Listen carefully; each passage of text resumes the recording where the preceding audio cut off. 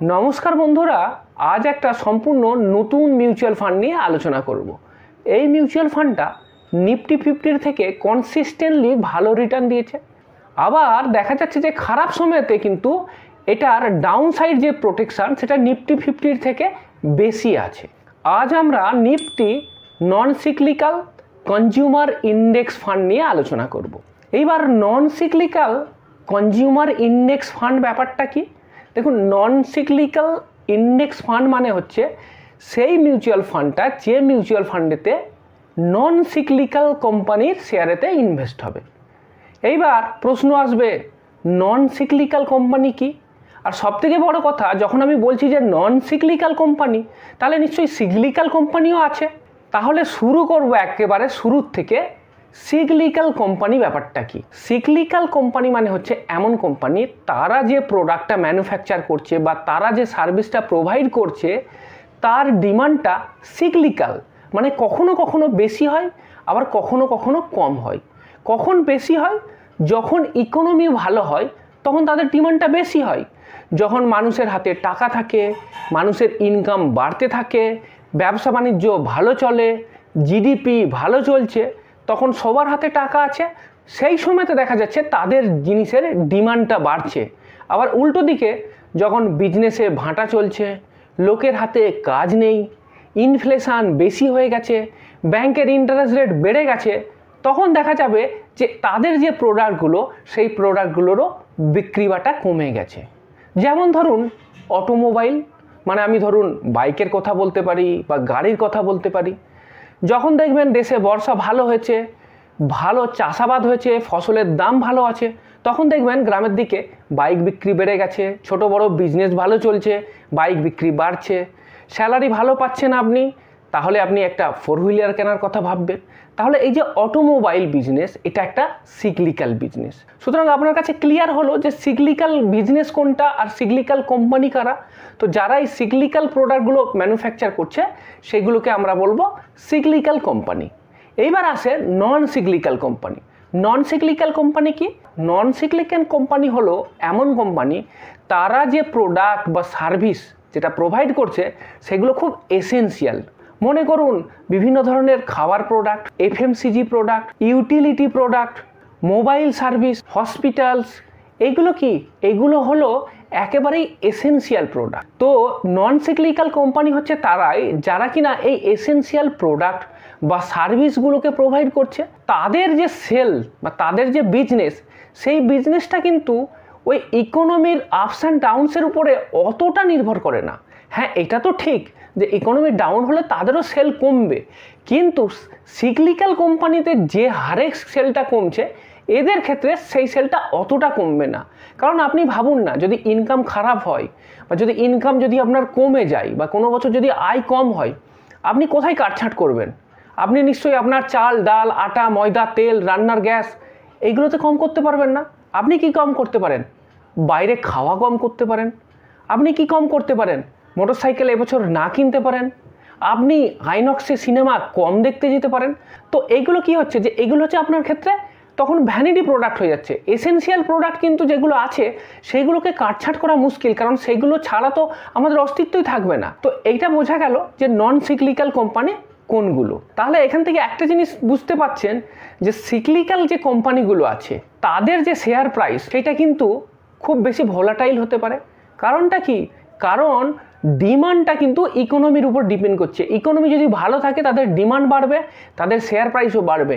Economy খারাপ হবে, GDP খারাপ হবে, তাদের ডিমান্ড কমবে এবং শেয়ার প্রাইসও কিন্তু ততোধিক কমে যাবে। তাহলে জিডিপি গ্রোথের সাথে সাথে বা ইকোনমিক কন্ডিশনের সাথে সাথে সিক্লিক্যাল কোম্পানির শেয়ার প্রাইসটা খুব বেশি ভ্যারি করবে, কিন্তু নন সিক্লিক্যাল কোম্পানির যে শেয়ার প্রাইস সেটা কিন্তু কম ভ্যারি করবে, কারণ তাদের যে ডিমান্ড সেই ডিমান্ডটা কিন্তু স্টেবল থাকবে, কারণ তারা এসেনশিয়াল প্রোডাক্ট তৈরি করে। তাহলে আপনি বুঝতে পারলেন যে নন সিক্লিক্যাল কনজিউমার ইন্ডেক্স মানে কি।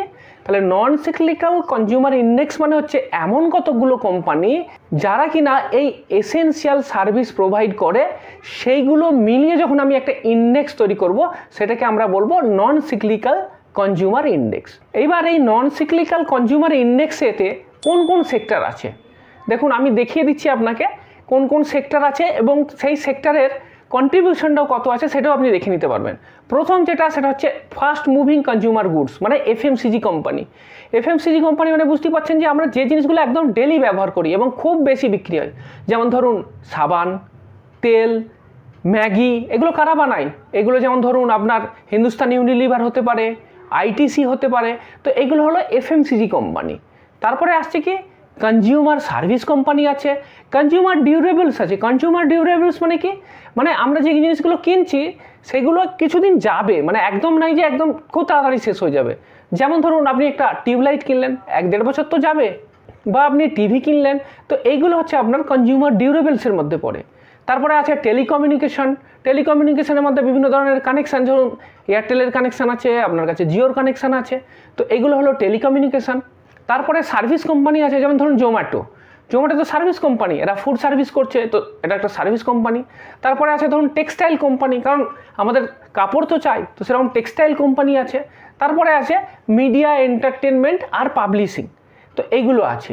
তাদের প্রতিটা যে সেক্টর আছে, এই সেক্টরগুলোর কন্ট্রিবিউশন কতটা সেটাও আমি দেখুন আমার এখানে তো শো করছি কোন সেক্টর থেকে কত কন্ট্রিবিউশন হয়েছে। এইবার যদি আপনি প্রশ্ন করেন যে তাহলে এই নিফটি যে কনজিউমার ইন্ডেক্সের কথা বলছেন, তো এই নন সিক্লিক্যাল কনজিউমার ইন্ডেক্স যেটা আছে, তো তার মধ্যে কোন কোন কোম্পানিগুলো আছে, সবথেকে বড় বড় কোন কোম্পানি আছে? আমি আপনাকে টপ কোম্পানিগুলোর কথা বলতে পারি যাদের সবথেকে বেশি কন্ট্রিবিউশন আছে। সেগুলো কোনটা? প্রথম যেটা সেটা হচ্ছে ভারতী এয়ারটেল। ভারতী এয়ারটেল আছে, তারপরে ধরুন হিন্দুস্তান ইউনিলিভার আছে, আইটিসি আছে, টাইটান কোম্পানি আছে, এশিয়ান পেন্টস আছে, নেসলে ইন্ডিয়া আছে, জোম্যাটো আছে, ট্রেন্ড আছে। আপনাকে পুরো লিস্টটা আপনাকে শো করছি, আপনি দেখে নিন। তো এইগুলো ছাড়াও আরও আছে, টোটাল 30টা কোম্পানি আছে। আমি আপনাকে শুধু যেগুলো বড় কোম্পানি, অর্থাৎ যাদের কন্ট্রিবিউশনটা সবথেকে বেশি, তাদের নামগুলো নিলাম। তো আপনার কাছে ক্লিয়ার হয়ে গেল যে নিফটি নন সিক্লিক্যাল কনজিউমার ইন্ডেক্স ব্যাপারটা কি। এবার প্রশ্ন হলো যে আমি এখানে ইনভেস্ট করব কেন, এর রিটার্নটা কেমন আছে? অনেক তো ইন্ডেক্স আছে, নিফটি 50 আছে, সেন্সেক্স আছে, নিফটি নেক্সট 50 আছে, তো হঠাৎ করে আমি এটা থেকে ইনভেস্ট করব কেন? আমার কি বেশি রিটার্ন পাওয়া যাবে এটা থেকে? চলুন দেখে নেওয়া যাক। আমি যদি সিএজিআর রিটার্নটা দেখি হিস্টোরিক্যালি, 1 বছর বলুন, 3 বছর, 5 বছর, 10 বছর, 15 বছর, প্রতি ক্ষেত্রেই দেখা যাচ্ছে যে নিফটি নন সিক্লিক্যাল কনজিউমার ইন্ডেক্স যেটা, সেইটা কিন্তু নিফটি 50 যেটা, তাকে কিন্তু কনসিস্টেন্টলি কিন্তু বিট করতে পেরেছে। ধরুন 1 ইয়ার সিএজিআরতে দেখুন নিফটি নন সিক্লিক্যাল কনজিউমার ইন্ডেক্সের রিটার্ন কত আসছে? 30.80, যেখানে নিফটি 50 হচ্ছে 20.74। আমি যেই ডেটাটা বলছি এই ডেটাটা হচ্ছে আপনার 28শে মার্চ 2024-এ, যেটা কিনা এনএসির যেটা ইন্ডেক্স ডেটা, সেটা থেকে আমি আপনাকে বলছি। এরপরে দেখুন 3 বছরের ক্ষেত্রে, 5 বছরের ক্ষেত্রে, আমি ডেটাটা আপনাকে শো করছি, রিড করছি না, আপনি দেখুন যে প্রতি ক্ষেত্রেই কিন্তু আপনার এই কনজিউমার ইন্ডেক্স যেটা, সেটা কিন্তু নিফটি 50-কে বিট করতে পেরেছে। এইবার ভালো কথা, নিফটি 50-কে বিট করতে পেরেছে, কিন্তু এটা তো ভালো সময়ের ব্যাপার, খারাপ সময় তো আসে, মাঝে মাঝেই তো মার্কেট ক্র্যাশ করে যায়, ডাউন হয়ে যায়, তখন এর কেমন পারফরমেন্স? তখন কি নিফটি 50 থেকে এটা ভালো পারফরমেন্স দিতে পারে? চলুন সেটাও দেখে নেওয়া যাক। দেখুন 2008 সাল থেকে এপ্রিল 2023 সাল পর্যন্ত মার্কেটেতে 11 বার মেজর কারেকশান এসছে। মেজর কারেকশান মানেটা কি? মানে অ্যাটলিস্ট 5% মার্কেট ডাউন হয়ে গেছে। তো সেই সময়েতে নিফটি 50 কত ডাউন হয়েছিল, আর আমার ওই নন সিক্লিক্যাল কনজিউমার ইন্ডেক্স যেটা, সেটা কতটা ডাউন হয়েছিল, এটা একটা তুলনা করা যেতে পারে।